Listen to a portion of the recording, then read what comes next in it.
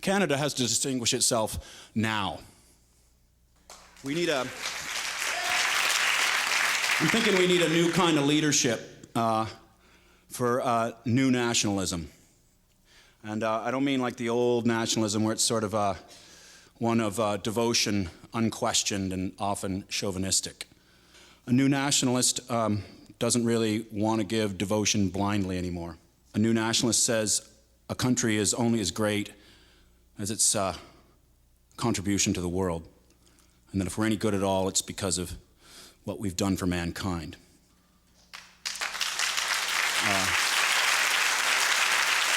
The new nationalist wants to fight, for sure.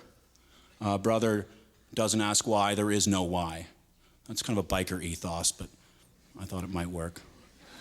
He wants to fight, and he wants to fight against poverty and impoverished ideas, more so than other people. And I think this is the war that this generation wants to fight now. I think they want to save people and not kill them. Robin Williams said that Canada's like a really nice loft apartment on top of, above a really happening party. And I thought it was more like an apartment on top of a building that's on fire, but I don't want to, you know. And Ann Coulter, AKA the new Squeaky Fromm, wants to nuke somebody. She wants to be the elephant that rolls over on somebody. She really pines for the good old Hiroshima days. And Bill O'Reilly thinks we're all communists. And we've been called polite, mutants, cowards, ingrates, Honduras. And of course, we don't mind, right? We're kind of used to it. We look into America's eyes to see ourselves constantly. So, you know, we're fine with it. But Martin Amis said, you know, being insulting is a youthful corruption of power. Then in the same breath, he also said that desensitization is precisely the quality that empowers the violent, and the violent know this. So these are things I think about. Canada must get its head out of its ass.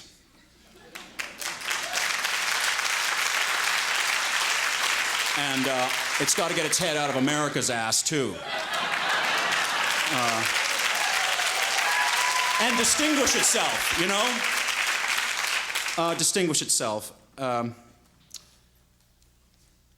As John Lennon once said, when you get rid of a whole section of illusion in your mind, you're left with great precision.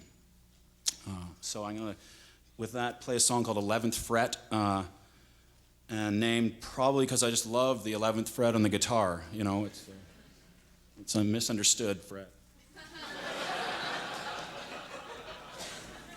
All right.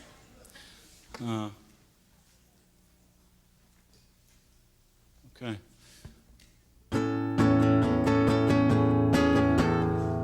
Let's start with the weirdo chord.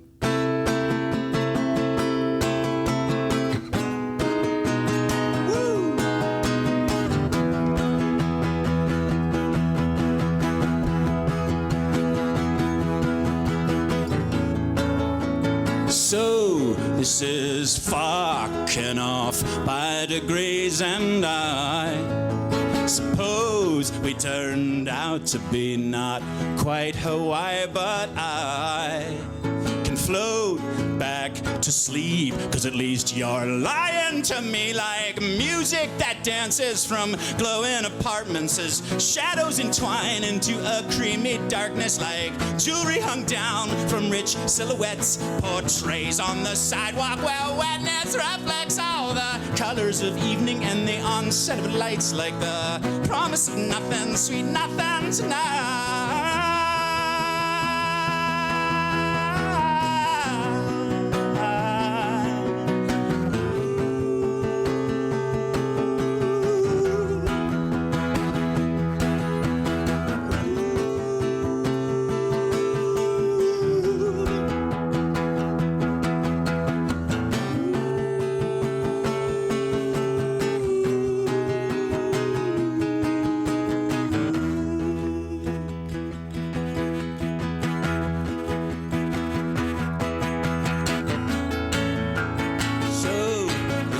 was an act in ecstasy, and I suppose we turned out to be bathroom graffiti, but I can float back to sleep, 'cause at least you're lying to me, like shoveling hope into the infinite us, till the world surges in yelling this is a drug bust. Might turn up the heat and make us into one person, but then the temperature plunges and the predicament worsens till we're a flake of new snow on the eyelash of a cow, till we melt away, melt away, melt away now.